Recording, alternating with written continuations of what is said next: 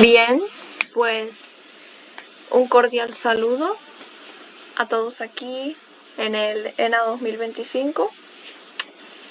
Hoy, pues en unos breves minutos, yo, Marian Márquez, una estudiante de bachillerato, amante de la ciencia y muchísimo de Star Trek, les hablaré sobre uno de los que es probablemente el aspecto más interesante de la franquicia.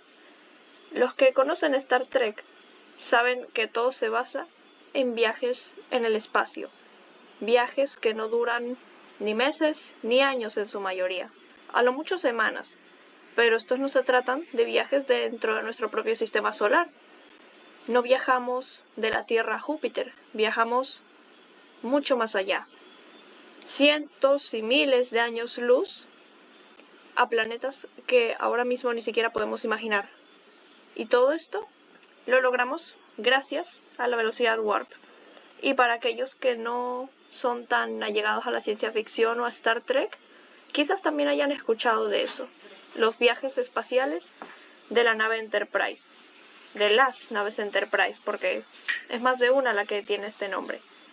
Entonces, este aspecto tan importante como es la velocidad warp para el universo de Star Trek, ¿se trata solo de ciencia ficción? Bueno, es lo que vamos a averiguar a continuación. Bien, los motores warp en Star Trek. Los motores warp en la franquicia de Star Trek son la base de toda nave, de cualquiera que vayamos a ver, el Enterprise o cualquier otra. Bien, ¿qué hace realmente una nave de la Federación, por lo menos? Una nave de la Federación es capaz de viajar por el espacio-tiempo a velocidades superiores a las de la luz. Eso es algo que hemos visto en las series, en las películas, en todos lados lo hemos visto. Pero realmente, ¿cómo es que hacen eso? Bueno, pues esto es algo que ya se ha explicado en la franquicia. No es algo que se deje allí arbitrariamente de decir, bueno, viaja a la velocidad de la luz y la supera. No, esto es algo que realmente se ha explicado y que es perfectamente lógico dentro de la física de Star Trek. Por aquí tenemos esta imagen en la que podemos ver en el centro una muy rudimentaria base, bueno, una muy rudimentaria nave Enterprise en una especie de burbuja. Podemos imaginar esta cuadrícula como el espacio-tiempo.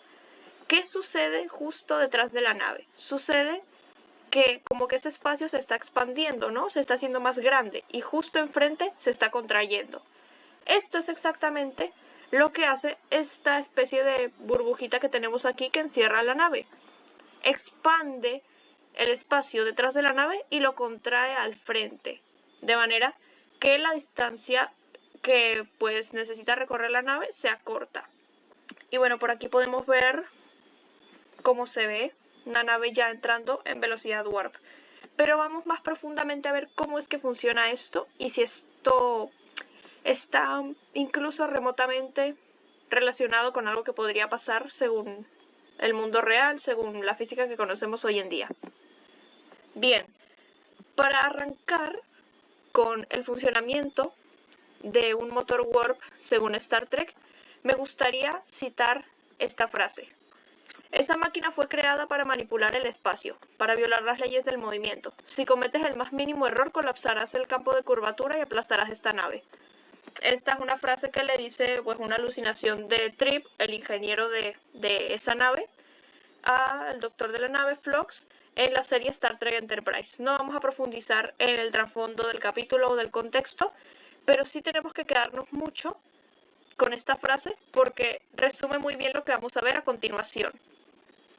Bien, en las series, en las películas, en todas las franquicias se nos explica que las naves de la Federación funcionan generando campos warp para formar una burbuja subespacial que distorsiona el continuo espacio temporal local, moviendo a la nave a velocidades, pues ya lo sabemos, más altas que las de la luz.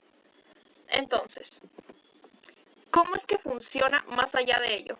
Bueno, vamos a recapitular esta imagen que tenemos aquí. Como había comentado, imaginemos que la cuadrícula es el espacio, bueno, pues el espacio-tiempo. Entonces, ¿qué hace la nave? ¿La nave realmente supera las velocidades de la luz? Pues no. Lo que hace la nave, como ya mencioné, es que distorsiona el espacio-tiempo, así como nosotros podemos, por ejemplo, tomar un trozo de plastilina, lo podemos alargar, lo podemos hacer una bolita, lo podemos aplastar, lo podemos romper en muchos pedacitos, así como nosotros podemos manipular un pedacito de plastilina, la nave es capaz de manipular el espacio-tiempo, ¿de acuerdo? Ahora, ¿cómo es que hace esto? Los motores warp se alimentan mediante de una reacción materia-antimateria, específicamente deuterio-antideuterio. Esta es una reacción que libera inimaginables cantidades de energía no tan fácil de controlar, pero que son como, por decirlo así, valga la redundancia, son controladas por los cristales de dilitio, que es un elemento ficticio, el número 87 de la tabla periódica en el universo de Star Trek. Aquí podemos ver unos cristalitos de dilitio bien bonitos, que bueno, pues contienen la reacción deuterio-antideuterio que se genera allí, básicamente evitando que todo sea un desastre. Esta reacción genera lo que se conoce como plasma warp, que se canaliza mediante el sistema EPS, sistema de electroplasma, que dirige parte de este plasma a las bobinas warp. Aquí podemos verlas, son estas. La mayoría de naves la tienen, ahorita no recuerdo si todas la tienen, pero mínimo todas las Enterprise que recuerdo en este momento sí las tienen, pero claro que va a variar un poco el diseño dependiendo de cada nave. En este caso escogí pues el Enterprise de TNG porque yo creo que es la que tiene las barquillas pues de curvatura o las bobinas warp como que más vistosas, las que más son identificables. Son estas dos de aquí. Entonces, parte de este plasma se va a estas bobinas que son las que se encargan de generar este campo que ya vimos aquí. Es decir, estos dos palitos generan todo esto que distorsiona el espacio-tiempo detrás y delante de la nave para que pueda viajar así de rápido como lo hace. Ahora bien, ¿esto es realmente posible en la vida real? Bueno, pues ya vimos que dentro del universo de Star Trek tiene una explicación súper lógica, funciona con reacciones químicas completamente posibles dentro del universo de Star Trek, con, digamos, sus propias resistencias, o sea, los cristales de dilitio, y bueno, que en Star Trek no hay problema con eso porque sabemos que funciona perfectamente. Pero ahora, en la vida real, ¿qué tan posible es esto?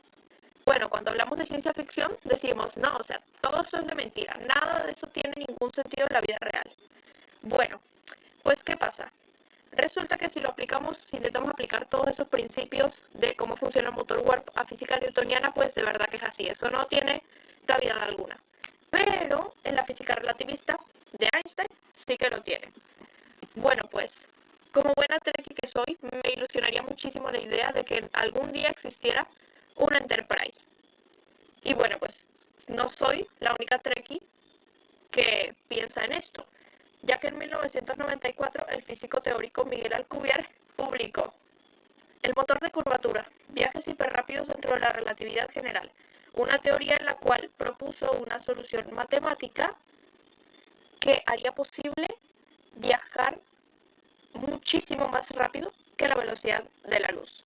Esto se basa en las ecuaciones de la relatividad general y en el principio de la velocidad de la luz no puede ser superada, pero el espacio-tiempo es moldeable, como comentaba hace unos momentos.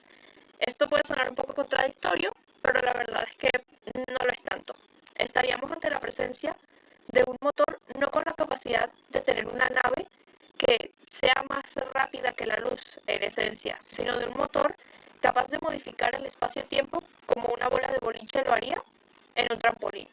Y así la distancia entre el punto de partida de la nave y el punto de llegada de la misma, pues obviamente que cambiaría. Es decir, supongamos, volvamos aquí a esta imagen, tenemos la nave. Este es el punto A y este es el punto B. La nave en un inicio está más o menos por acá, pero tiene que llegar acá. Supongamos que estas son distancias, bueno, gigantes, muchísimos años luz. ¿Qué es lo que va a hacer el motor?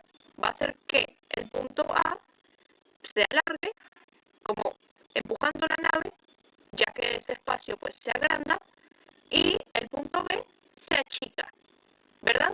haciendo que claramente a la nave le vaya a tomar menos tiempo llegar ahí. Eso es exactamente lo que propone aquí Alcubierre. Pero entonces esto quiere decir que vamos a tener en el 2063 nuestra primera Enterprise. Pues bueno, aunque Alcubierre convirtió esto en algo teóricamente posible, es sumamente inviable, ya que necesitamos de materia exótica, o sea, pues de masa negativa, para llevar esto a cabo. Suena difícil y la verdad que lo es. De por sí la materia exótica es un misterio en muchos aspectos y aún más es complicado de tener algo de este material de forma estable. Y de por sí se necesitarían grandes cantidades de materia exótica para tener una burbuja warp por unos míseros instantes. Entonces esto hace parecer que nos faltará muchísimo para tener una nave ni remotamente similar a las que podemos ver en Star Trek. Sin embargo, hace no tanto, el doctor Harold White, que pues trabaja para la NASA, informó haber realizado un avance en este tema con su equipo del LSI. Esto sucedió en el grupo de investigación de propulsión avanzada de la NASA, EagleWorks, en un proyecto para estudiar el efecto Casimir.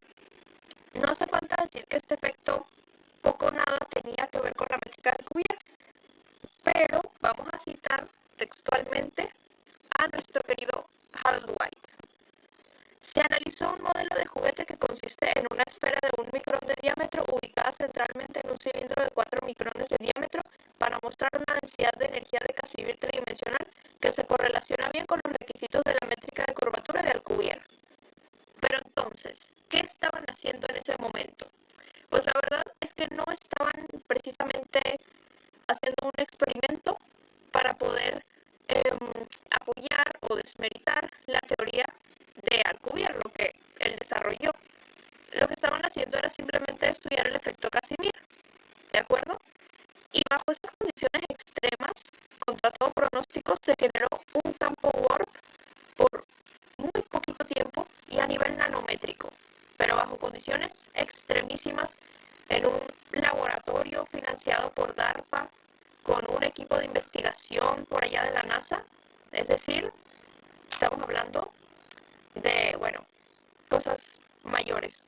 Aquí podemos ver gráficamente más o menos cómo sería esto. Aquí tenemos este metal, más metal, ojo que esto está a unas distancias milimétricas, es decir, estaban ambas paredes, por decirlo así, casi unas pegadas de la otra. Y aquí se formó ese campo warp. Sin querer queriendo estudiar una cosa, se pudo comprobar ahora experimentalmente otra. Esto es un gran avance porque entonces ahora la métrica de Alcubierre, aunque sí es súper inviable, pero teóricamente posible, también puede mostrar experimentalmente, así fuera sin querer queriendo, y así estuvieran pues realmente haciendo los experimentos nada que ver. Entonces, bajo estas extremas condiciones se formó una burbuja warp.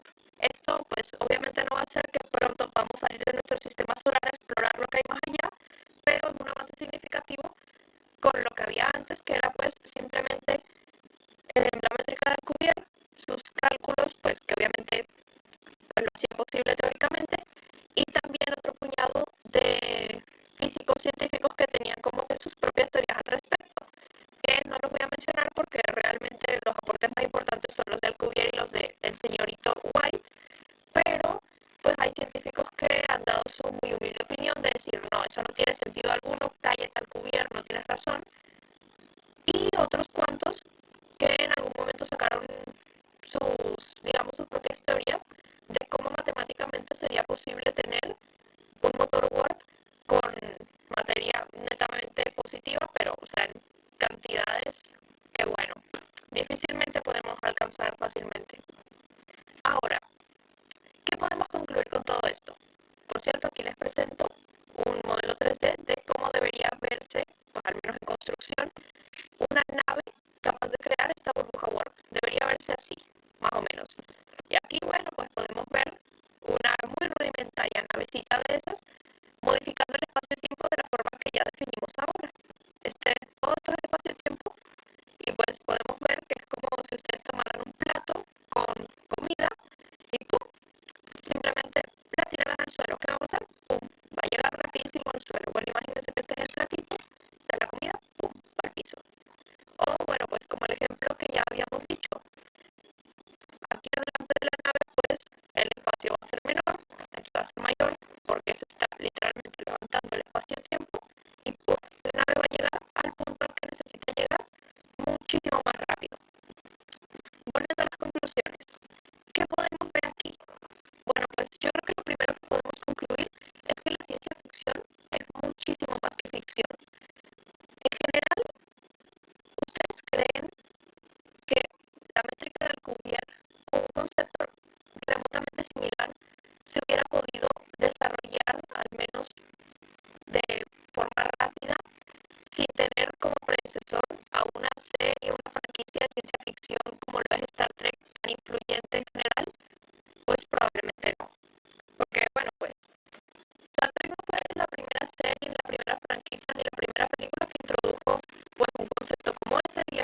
rápido por el espacio, pero sí que lo popularizó mucho.